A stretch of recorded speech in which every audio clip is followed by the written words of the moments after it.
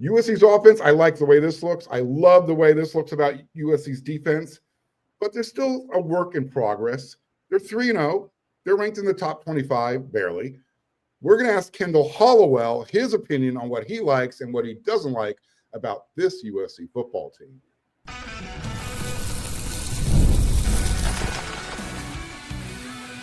You are Locked On USC, your daily podcast on the USC Trojans, part of the Locked On Podcast Network, your team every day.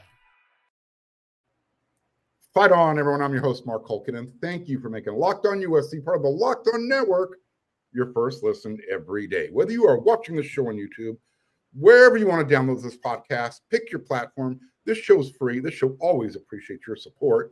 And this episode is brought to you by Mazda. Like our players, we sweat every detail because when you make every moment count, pulling off the unexpected is only the beginning. Stay tuned later for highlights in this week's Moving the Game Forward Mazda. Move and be moved. All right. So I like to talk to people who know football, understand the game, even speak the lingo.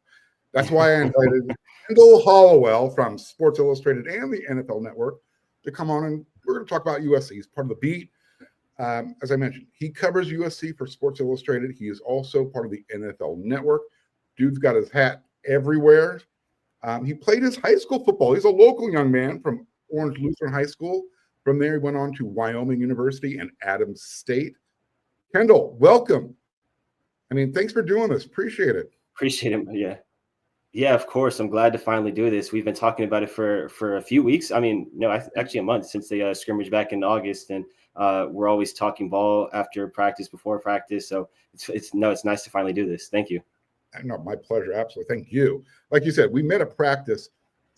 One of the things I've been doing is I've been following your Twitter timeline, your X timeline, your post. I love the way you break down plays and the way you can actually describe, the play call itself. That's something that I'm always learning about. So I want to talk about this team after 3 games, what we've learned, what we've seen, what we know, what we think we know. On the whole, let's just start on the offensive side of the ball for this segment. What have you noticed about this offense this year that you really like? And if you want to compare it to last year's offense. Yeah, so it obviously starts at the quarterback position, and Riley doesn't like to compare Coach Riley doesn't always like to compare the offense last year versus this year, so kind of minimize that. But obviously the biggest difference is just Jaden, right? He's a little bit more mobile quarterback than Miller, who's more of a pocket passer, and he was good running the offense, right? But it always felt like they were just missing something. If you look at the quarterbacks that Coach Riley's had in the past, the ones that have been the most successful, Baker and Kyler and Jalen Hurts and Caleb Williams, they have that element where they can run the ball. The RPOs are a little bit more the threat of the quarterback is there that he's actually going to pull in, so a bit more involved. And then that's what you've seen with Jaden, who's just taken another step this year. And just credit to Coach Riley and Coach Hewer for what they've done with him this year. Right now, again, it's only been 3 games, and you take the level of competition with a grain of salt. But he's got 990 yards, 8 touchdowns. My favorite stat, interceptions. Yeah. That's the difference I've seen this year between. That's the big number. Yeah, between Jaden this year and Jaden last year is his confidence. So he just looks more comfortable out there. He said he wanted to, play in neutral. Stay in neutral because whatever you're doing, it's working. It's the decision making that's I think really pops the most for me. Yeah, so I go back to 2 conversations that we heard. I think it was Coach Riley at the Big Ten Media Days, and he was talking about how Jaden found his voice with the team. And that part is so important, just outside of the X's and O's and just the football side of it. And you see it in him, right? Like just the way that I remember just going through fall camp and seeing his approach as he's walking towards the field. He's excited. He was pumping up his teammates and stuff like that. He's in the stretching lines. He's dancing. He's having fun. He's really interacting with his teammates. And you're like, there's just a different feel to this guy this year. And then you see it all in his play. That all matters, right? It's his second year at USC. It's another year where you're a little bit more comfortable knowing where your classes are at or how to get to the football facilities and just getting a little bit more routine. He talked about his sleep routine and getting that down. And you just see it all in his play. And then I go back to a conversation I had with Coach Heward. So this was at the USC's football media days on that Monday before they started fall camp. And I really had an in-depth conversation with him, just talking about Jaden. And he was talking about the part that you talk about, the 0 turnovers, eliminating the bad plays, turning turnovers and sacks and fumbles, which became a problem right at the end of the 2024 season, and turning those into incompletions, right? Just dirt the ball, next play. Jaden, you don't always have to make the big play. Just check it down, keep the offense going. And you've seen all that. Like that's coaching. When you talk about coaching, like that's the actual like definition of it. Coach Heward and Coach Riley really drilled it into him in the offseason this year. And you're seeing it all put together. And this offense is just moving a lot more smooth. And the players kept saying he's more comfortable, he's confident, he's comfortable, he's confident. They kept repeating that over and over again. It's like, oh, we got to wait and see it. And that's exactly what we've seen. When you describe his game, the two words that you'll see is a guy who's comfortable and a guy who's confident in what he's doing. Yeah, it's hard not to see. I mean, it's so out there. He's so much. I mean, even when like you said, when he's celebrating, just to see him engage with his teammates. It's not that he didn't do it last year, but he's just much more into it, I guess, more animated this year. And you're starting to see his personality come out. It's really great. And he's trusting his teammates. And it's hard not to when you've got guys like Jacoby Lane and Mekhi Lemon. And now you got a true freshman named Tanuk Hines who can go up and get it as well. I mean, he's got some toys to play with in that toy box. He doesn't need to do it all himself, like you talked about. What do you like most about this offense, though? For me, I could say, well, you got all three facets working. You've got the wide receivers, you got the running game working, you got the tight ends involved again. What really stuck out to me in this last game against Purdue was that final offensive drive. You had 5.5 minutes to go, and they ran 7 consecutive run plays. They took time off. Wasn't doing that last year. The opposite of what happened last year on the road. Yeah. Fourth quarter. I was like, you know what, Coach Riley, you finally did it. You got it. You took that next step. And I think if he just continues that, this team's really difficult. What have you seen this year, again, on a holistic level, that you love the most about this offense? You outlined it. They're balanced. That's the huge thing. And that was it last year. They were very, very pass happy last year, to kind of put it lightly. So I'll give the numbers, because I ran through them a number of times and I put them out there on Twitter and stuff like that, just kind of comparing Riley's, what he's done in the past versus this year, last year, and then what he's done this year. So last year, Miller Moss threw the ball 50 times in 3 different games, right? It's an alarming number. That's high. He did that one time with Caleb Williams, and Caleb Williams started for Lincoln Riley for 3 years. He only threw more than 50 passes one time, and that was the Tulane, the bowl game. I mean, obviously it was a shootout and stuff like that, and he's airing it out and going at it. I think that was his highest passing total when he was at USC, or second when that Tulane game. It's one of the two. And then so with the litany of quarterbacks they had at Oklahoma, I named them Mayfield, Murray, Rattler, and Hurts. Right, exactly. They never did that. Not one time. None of those guys, and three of them, well, 2 of them won the Heisman, right? Murray and Mayfield won the Heisman. Hurts was second in the Heisman in 2019. And we've seen he's done in the NFL. None of those guys ever threw the ball 50 times. The reason that he was so successful at Oklahoma is because he was balanced. That they have it's an air raid offense, right? You have the 4 receivers on the field. They're putting up big numbers, is why they're winning the Heisman Trophy. But they were balanced. The running game was so effective. You've seen on my Twitter, the GT counter, the GH counter. Like, he's the reason that it's so popular in college football and all throughout football right now, because of how he really integrated it back into the game when he became the head coach in 2017. And they're running that effectively this year. And they have the running backs to do it. Wayman and Eli Sanders and King Miller. Well, I was going to ask, why do you think that didn't happen last year? Because you had the running. You had Woody Marks, who was, USC's first 1,000-yard rusher, and since Ronald Jones back in 2017. They've had a Marshawn Lloyd. They had Travis Dye. I mean, they've had guys that can carry the rock. I'm just trying to figure out why Lincoln Riley was taking baby steps to get there, I guess. It's a great question. And I think that just has to be a him kind of answer, because they weren't trailing in the games, right? No. They were 7-6 last year. They held the lead. That was the big story last year. They held the lead but couldn't finish. They were in all these close games. I think the Notre Dame game was the one that's the one they lost by 14, but that was all the way to the end. They were in that game. They were down 7 with, I think, like 5 minutes left in the game. So they weren't trailing. So they weren't in desperate situations. I go back to the Washington game, which I think was the most alarming one. Again, I have these numbers at the top of my head. They threw the ball in the first half 29 times and ran the ball 9. And they were down 2 scores at halftime. It wasn't effective. You had the weather, obviously, with the rain. They weren't finishing drives. Penalties killed them a little bit on offense. I think Miller had 2 picks in the first half, I want to say. And then immediately, if you remember the game, immediately coming down the third quarter, that first drive, it's back-to-back runs with Woody Marks. It's Quinn Joyner getting back in there, and they immediately go down the field and score. And they end up losing that game by 5 points. And they did have the lead in the fourth quarter. Again, it's another game they couldn't finish last year. And you saw what they did in the second half. And it's like, if you did that in the first and second quarters, they would have been up by double digits in this heading into the second half. And it was a lot of that last year. And then going into this year, I don't know why. He said it, right? He said he thinks this is the best backfield that they've had at SC. Sure. But you said they've had good running backs. Travis Dye was a very good running back. Marshawn Lloyd, who was a 3rd-round pick for the Packers. Woody Marks is obviously NFL. We saw him this past Monday with the Texans.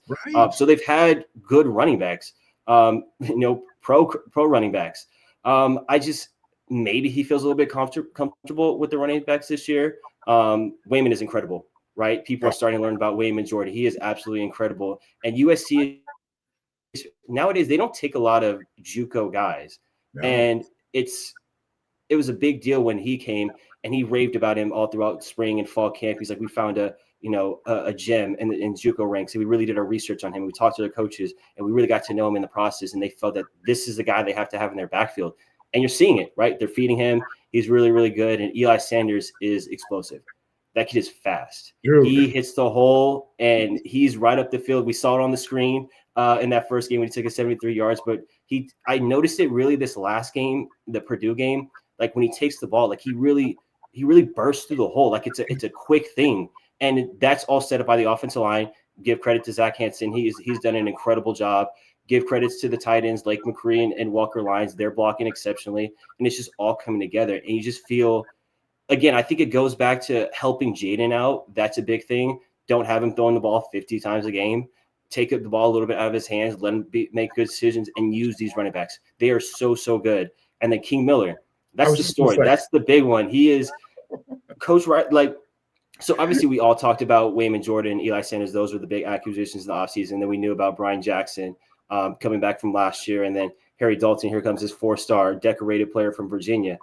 And all throughout the time, you kept hearing it. He's like, everybody would ask him questions about the running backs. It's like, how's Wayman? How's Eli? How's it? He's like, they're very, very good. And we also have King Miller. And he kept saying it. Yeah. And he kept saying it over and over again. And we couldn't talk about it at the time, but we watched the scrimmage, right, that they had in fall camp. And he was so decisive in the way that he was running. He was downhill. He was one cut. He's lowering his shoulder. He's making moves. And I'm like, obviously I knew who he was, but your thought is like, who is this guy? Right. He's like, he's not on scholarship. He's a redshirt freshman. And he's been really, really good. He's so explosive. He bursts through the hole. Same thing as Eli. He's got the combination. He breaks tackles, and Coach Riley had talked about it. He's like, he's breaking runs every day. King Miller's breaking runs. His name keeps coming up. And then we finally saw it on the field, and they have 3, 4, 5 good running backs, and they're using them. Yeah, I mean, I think he had a bad game against Purdue. I mean, it affected his average per carry. It did. Yeah, he had 19 going in. But he still had to deal with a 7 yards per carry average in that game. Mm-hmm. He didn't have a lot of touches. It was the first game where he didn't have a long run for a touchdown.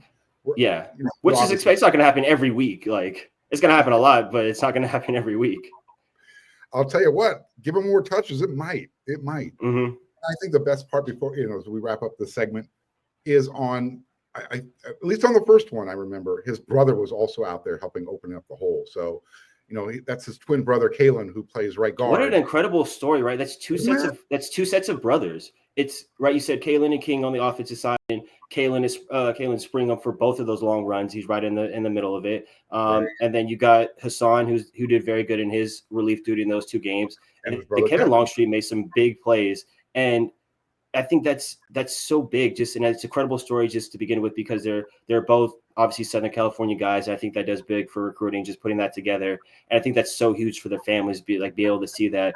And then who knows, maybe we'll get another one down the line with RJ and Cameron Sermons. Like I think that can, be very enticing to recruits and stuff like that. And obviously it's a fun story to watch.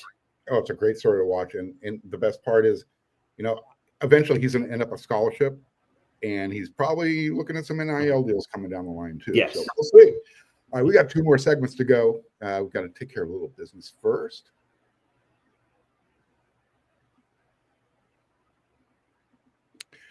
So this episode is brought to you by Mazda's Moving the Game Forward. For those who believe it's not just about playing the game, it's about redefining it.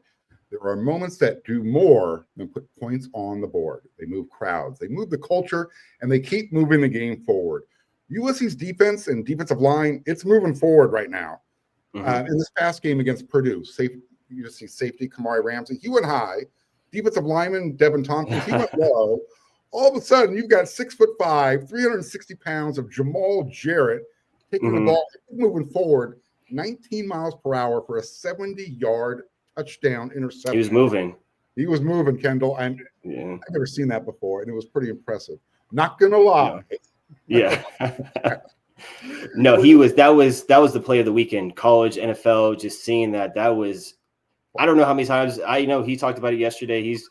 He said, quite a few times and stuff like that, how many times he's rewatched it. I couldn't even tell you the amount of times I rewatched it. Anytime it re-pops up on my feed or I get a notification, like that was absolutely incredible. That's a play that we'll remember for a long time. Absolutely. And when you follow what moves you, the unexpected is only the beginning. And just like there's more to every highlight, there's more to a Mazda vehicle. Mazda, move and be moved.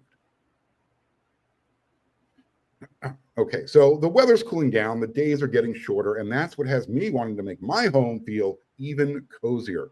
When it comes to cosifying, is that a word? Your space this fall, Wayfair is the place to go.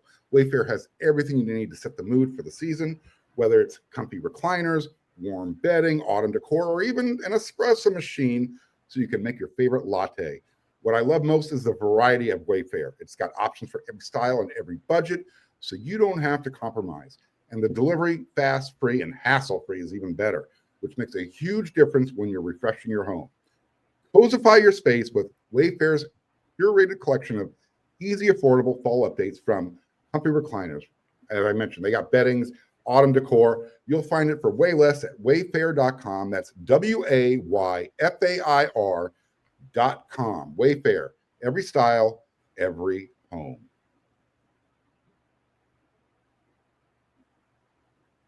All right, Kendall. So we both just highlighted Jaws Motor, 6'5", 360 pounds. What's your impression of the defensive line right now? Are they as good as advertised? Or again, do we have to take into consideration the competition that they've been going up against? Or are they just doing what's expected? Yeah, you obviously want to see them against a little bit more better teams than Missouri State and Georgia Southern, but they are good. They are. We knew it going into the season. They're deep and they're talented. They go about 3 deep on defensive line of guys that they just play. Like it's just 3 deep on the guys they just play. There's guys that are on the scout team. There's young guys that are waiting in the wings. And then obviously, I think for a very, very long time, especially for as long as Coach Henderson's there and even moving forward, that is going to be the strength of the team. You look at the recruiting class of the guys that they got coming in next year. It's just to put it, they're dogs. It's just straight across the board. They have dogs coming in across the board. They can get off to the passer. They can defend the run. So that's looking at the future, and they do that right now. It's a combination of everything, right? It's the returning players. It's Tompkins. It's Fountain. It's the transfers. It's Jared and Keyshawn, and it's the freshmen too, right? Jakeem and Floyd and all that. They're effective. They're immediate contributors. Just talking about the 2 freshmen, Floyd. I don't know why I said it on Twitter. I don't know why he's rated as a 3-star to everybody. Because he's from for him to be an immediate. Okay, I didn't. Yeah, that has to be it because you just see he's an immediate contributor at a high level school. And I want to tell a quick story real quick about Floyd. This was from last year. I saw him just speaking about kind of his mentality. I saw him last year at the end of the Notre Dame game. Right, he's on his visit, and you're in the same area as we're waiting to go into the press conferences and hear from the players and stuff like that. And he's there on their visit at the end of the Notre Dame game. and Notre Dame's in the hallway and they got their trophy and they're celebrating and stuff like that. And I just see him, and I'm standing next to him, and I see him just keep looking over. Like he's keep looking over, and I see this like intense look in him that he's ready to play right now, that he was just fired up, and he could not stand the idea of watching them celebrate in their stadium and have the trophy and stuff like that. And I'm looking and I'm like, that's a guy who's ready to play tomorrow, that he could come in right now. And he's just not even looking at the film and all that. He was just so determined. Like it just bothered him, just like looking at it, just like seeing that. And then you hear how he came in and stepped right away in the spring and started contributing. And I was like, that's not a surprise. I was looking at that before the game. I mean, after the Notre Dame game. So seeing what he's doing now is not a surprise. And then Jakeem he didn't obviously play a lot of high school ball. We all know he's very, very talented. And I think he's just going to get better and better the more live game reps he has, because he hasn't had a ton since he's been in high school. And you're starting to see it, right? He obviously didn't play in the first game. And you started to see a little bit in the first game they played in the Georgia Southern.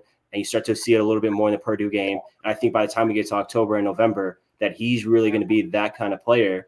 And I'm also very impressed with him just as a person. We heard for their first time yesterday, and you would not believe that this kid turned 18 in the summer, that he's a freshman. He's so mature about his approach, his life on football and outside of football. He talked about it. That's one of the reasons why he came to USC, because of what the university provides for him off the field. It was obviously a big highlight on his visit when he came on here, because they kind of presented all that to him, what it means to play in Los Angeles. And he just looks like a guy who knows what he wants to do in life. Obviously, he wants to play in football. He wants to go play in the NFL, but knows what he wants to do outside of it. I think that part of it, you see it incorporated in his football, and he's just a goal-oriented, determined young man. And again, I could not believe that he was an 18-year-old freshman. I'm like, this dude is massive. I think that's probably the closest I've stood next to him. I'm like, he's huge. He's like, it was. He said something. He did. Yeah, he said something funny. He was like, it would have been nasty. Something about just like him reclass. Yeah, just like, yeah, it was like, and then I was talking to Ryan, the LA Times, about it, and I was like, we were talking about it, I was like, that's actually pretty smart. I'm like, you probably saved some kids by you reclassifying and going to college, because that would have been dangerous for them just to have him out on the field. And you just combine that with, they're going to get better. Obviously the returning players, and they have new numbers, right? That was the big thing. That was Brandon Shelley talked about it at the media days. He's like, we got new numbers because one, I'm sure it looks cool. Everybody wants to have a low number. They want to look cool on the field and stuff like that. But it was a new mentality, right? Last year, they weren't very big, and they kind of got pushed around a little bit in the Big Ten. They couldn't get after the passer. And he's like, we have to change everything. And that means starting new numbers. That's starting new fresh, it's starting a new leaf. And you see it on the field, right? They're pushing each other. It's who can get to the quarterback first. I made that play. You go make the next one. I'm going to go beat you to the quarterback on this one. And you combine all that together, that's when you get this dominant group, and that's what you're seeing. And then you have the coaches. Yeah, I mean, those are two of the best position coaches that you'll find in Coach New and Coach Henderson. We have that, and you combine all of them together. We're seeing the product of it on the field. Now, look, one of the boxes they wanted to check off this year was, like you just said, get pressure on the quarterback. Right now, this team leads the nation with 14 sacks through 3 games. It's not quite 5 per game, but they're getting there. And when they're not getting the sacks, they're getting the pressure, and they're getting some tackle loss as well in the backfield. So they're doing what they need to do. You talked about the maturity. And it's without blitzing. Yeah, it's a lot of 4-man rushes. I mean, you mentioned Jakeem Stewart, his maturity, and you can really hear it. You can sense it when he's talking. You can really see it in his face. I mean, he looks older than 18. Yeah. But I remember talking to Coach when we were at the assistant coach media day after spring, right before summer kind of got started. We were talking with Coach Henney, and when he was talking about Floyd Boucard, he was emphatic, and he used the word Larry. He has elite feet, and he said it more than once. And he's like, he's playing on Sundays, and I'm trying to figure out, who's going to be the higher draft pick now if everything stays the way it is. It's going to be Floyd, because one was rated really high coming out of high school despite only playing 12 games. The other one, Floyd, he went from Canada, got down to Mobile, Alabama, then made his way to Miami, and he was severely underrated. He is better, like the 1,000th best player or whatever they had him ranked at. It's crazy. But yeah, credit to the staff for just I've heard Chad Bowden talk about it, and then also some of the coaches that they're not paying attention to star system. That's irrelevant Neither right do now. I. They're trusting exactly. They're trusting their scouting, they're trusting their recruiting. I know it's always a big thing.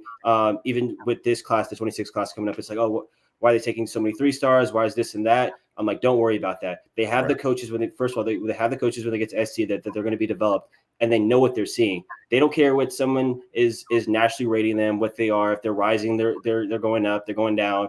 It's like we see a guy that we believe in. That could play on Sundays potentially. We see a guy that we could develop and make him a big time contributor for this team, and that's what you're doing. And Floyd is the perfect example of that.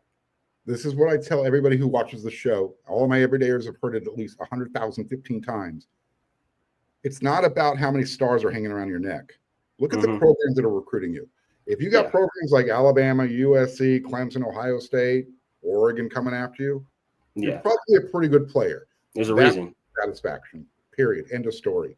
Get rid of the star rankings because I think it does more damage than good. The stars are for it does. Yeah, it's so because these are, I mean, they're kids, right? They're 16, 17, 18 years old. And you place these unexpected. Yes, exactly. And you place these expectations on him. Oh, he's a 5-star, right? So he's supposed to come in and be a media star and be a top 10 pick in 3 years. Obviously, there's not going to be that many slots just based off the math. There's not that many spots available for that just in general. And again, like you said, it hovers over them. They get asked these, I think sometimes unnecessary questions about it. Why you're not living up to expectations? Why you're not doing this? And you make them. And then obviously with the social media part of it, you make a kid feel like he's a failure in life because he didn't succeed as a 5-star or whatever it is we might be rated because he wasn't a first-round pick, because he didn't have this 15-year NFL career and become a Hall of Famer. And you make him, and it was constantly throwing him and stuff like that. He wasn't good. He wasn't that. He's not anything in life. And I think that's just so negative on a kid. And when you put somebody on, when you do that to them when they're 17, 18 years old, that you make them feel like they're nothing because they necessarily, it does a lot to them. And that's, especially again, with the social media part of it, that's the mental side of it is so important for these kids. And I think, like you said, it does a lot, just a lot of damage to them. All right. We got one more segment to go. You can see it there. It's always on my Friday show. I end it with a Friday rant. We're going to see if Kendell agrees with me that late games coming up next.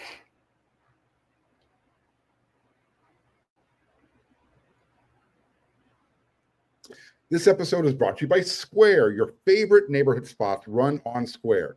There are certain businesses that truly make the neighborhood feel like home, whether it's the local sports bar packed on a game day, the coffee shop that knows your order by heart, or the corner deli that's been serving your community for decades. There are places that bring people together.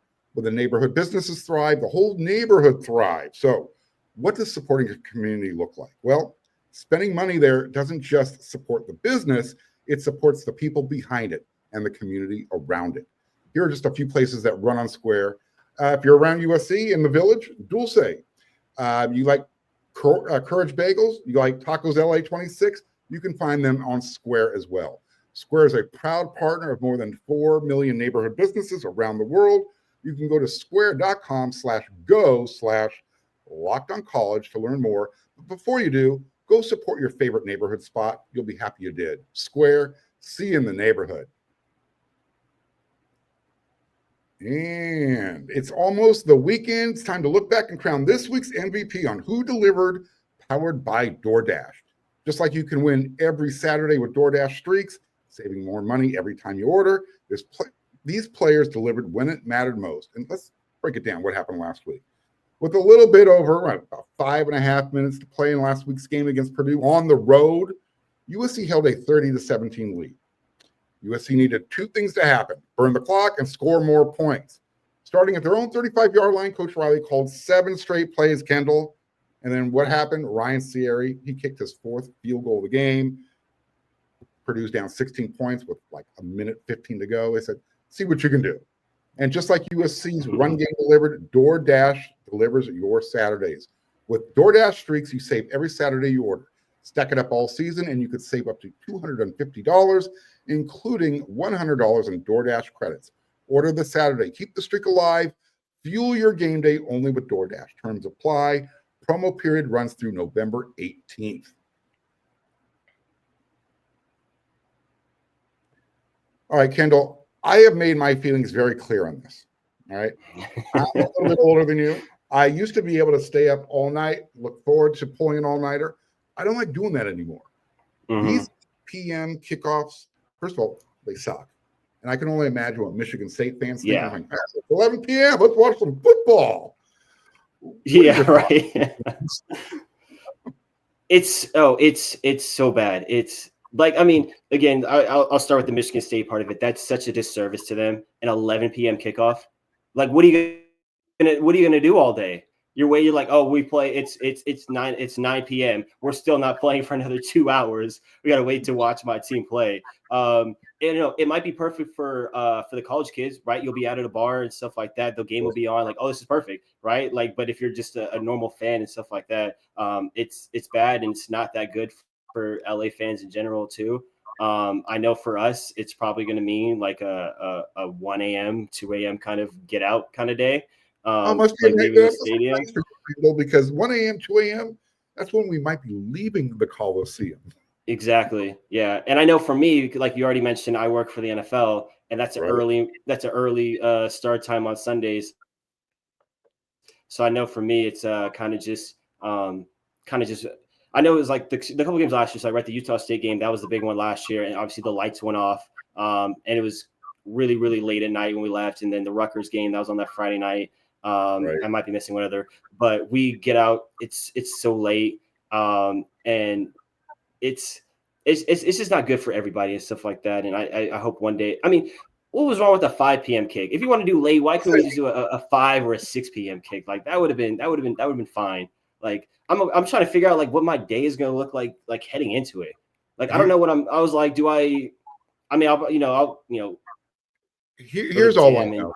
Go chill and do something, but I am literally wrecked for 3 days after these types of games because, like you said, we leave the Coliseum, 1 o'clock, maybe 1:30, whatever.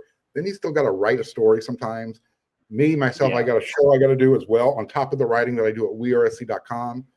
My head isn't even looking at a pillow till it's like 3 or 4 in the morning. I'm like, all right, I am this old. I'm going to feel it now for these next few days. I just don't know, man. It's the people who run TV that think this is a good thing. I got a message for you. It sucks. Nobody likes this, and it's all about filling TV. It is. But that we are going to start at the 8 p.m. So I'll send the message to the fans. Pack the collie. Still come out. I know Jaden has expressed it this week, and so did Jarrett yesterday, and the players did a little video today, and it's just been all out everywhere, and come to the Coliseum. It's going to be a big recruiting weekend. So just to the fans, everybody watching, like they need you out there, right? The student body, they need you out there because it starts now, right? We've seen it. We saw it last year. These Big Ten teams travel. There's going to try to be a lot of Michigan State people out there. They're going to try to make it a neutral site game. They need you out there, and they need you on time. I know it's hard. I know it's LA sports. I know nobody goes to anything on time out here. They all like to roll in late in the first quarter. I know, especially the games that I've gone to as fan. I don't think I've ever been to the Coliseum on time. And any time in my life, just going there. So they do need you out there and be on time. And I know it's a tough ask and all that, but if you want the program that fans keep talking about and where you want them to be, it's a collection of everything. It obviously starts with the team themselves and the coaches and all that, but it also goes back to the fan base. So there is a part for all of you guys to be a part of it. And again, if you want the program to be a certain way, it's top down. It's everybody involved. Absolutely. And look, everybody understands the late start, and Kendell is putting a positive spin on it. You guys, everybody needs to get out there. They need to fill a collie. There's a reason why Lincoln Riley and Chad Bowden and the university sent out that letter. They want that passion. They want that atmosphere in the Coliseum. You don't have to wait for Notre Dame or UCLA to show up or a marquee game. This is USC. You need to show the people in the big conference, the Big Ten conference, that football fans in Southern California are passionate. Yes. Look, I was around during the Pete Carroll era.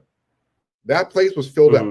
Everybody was in their seats before the game started, and they were staying late to watch the band play again. So, because you had to see it, you had to be there. We call it the place to be for a million reasons. This is one of them. the late game. I know it's terrible. We talked about we don't like the start time, but it is the place to be in the Coliseum on Saturday night. 8 p.m. is the place to be there. And everybody's got to be there and bring the energy, bring the juice. And there's you can't use traffic as an excuse. You have plenty of time to get in your car. You got all day. You literally have all day. Plan accordingly is what we say. Yeah. They'll see. I think the fans will see it, and you'll see it in the players too. When it's there and they're running through the tunnel and it's packed and there's the energy and there's the vibe, it's going to hit these because these Big Ten teams don't believe it. None of them believe it. Michigan State doesn't believe it. Anybody that's going to roll in college season doesn't believe in the fan base or anything that goes with it. I think if this is the Saturday where it begins, it's going to put the conference on alert for what the Coliseum will look like moving forward. Fans, listen, you're hearing it from a former player. The players thrive off of the energy in the stadium. They say, well, they tune everything out. That's not true. Okay. That's not true. I played sports in high school. I coached high school. You hear it. Everybody hears it. It doesn't matter how many people are in the stands. They hear got it. Rabbit ears. Absolutely. So get out there, show your pride, get that fight on spirit victory thing going, make it happen. Kendell, I cannot say thank you enough for doing the show. I want to do it again in the future. So hopefully you had a good time as well. Absolutely. Again. No, thank you. Thank you. Yeah. Thank you for having me on. I really enjoyed it. And just, again, like we talk ball all the time at practice, and it's been a pleasure getting to know you and your team and Scott and Eric and just being involved. And again, like I started the beginning of last season, and this is kind of really the first year where I've been a little bit more involved and stuff like that. And you guys have just been so welcoming and, obviously teaching me more about journalism and incorporating me in the media with all you guys. And it's been incredible. I really enjoy it. It's been a pleasure, man. I love hanging out with you, man. Great guy. Yeah. Do me a favor. Tell everybody where they can find you every day. Yeah, you can find me on Twitter at Hollowell _. The underscore's not there on the box, but it is _ afterwards. But you'll find me either way. There's not a lot of but either way, yeah, you'll find me. I do like talking ball all the time on just. I rewatch the games all the time. One, it helps with my writing, and two, I just love watching ball. And I like to break it down and put it out there. And all that credit goes to just the people I've had in my life of kind of teaching me all that stuff. From starts with my dad, obviously, and starting all that with a young age, and teaching me about just concepts of football, and obviously getting me into it and stuff like that. And the luxury of coaches and players that I've been around, and my teammates and stuff like that. And all of that comes together. And I love being able to put out there and just talk ball and interact with you guys on Twitter and stuff like that. So yeah, find me at Hollowell _ always talking SC, putting my opinions out there, and I think you guys will enjoy it. Appreciate you, man. Thanks again. All right, so that's it. Oh, you can see my articles, USC Trojans on SI. Check us out. We're doing a lot. I should have started with that. I apologize. Should have started with that. You can find my work, the rest of my team's work. We all do a phenomenal job there. Just putting the SC pride out there. There's a lot of work. You got you guys, you got 24/7, you got us, all trying to give you guys as much information as you can. And we know you guys love football and learning everything about it and staying up to tune. And we all do a good job, and my team does, especially USC Trojans SI. Go check us out. There you go. All right. That's it for this episode of Locked On USC. I will be back again tomorrow. I'm actually going to be doing another bonus episode. I'm going to have MVP3, Marvin Powell III. We're going to break down the game, previewing USC versus Michigan State. And then I don't know what time it'll be up. I'll have my instant reaction show. And hopefully I will be in a good mood because USC is 4-0, heading out to Champaign, Illinois for that marquee matchup against possibly an undefeated Illinois. They got Indiana this weekend. We'll see. But it's going to be a big noon kickoff. That'll kick off at 9 a.m. in LA, 11 a.m. in Chicago, or Champaign, I should say. So until then, everyone, you know what to do.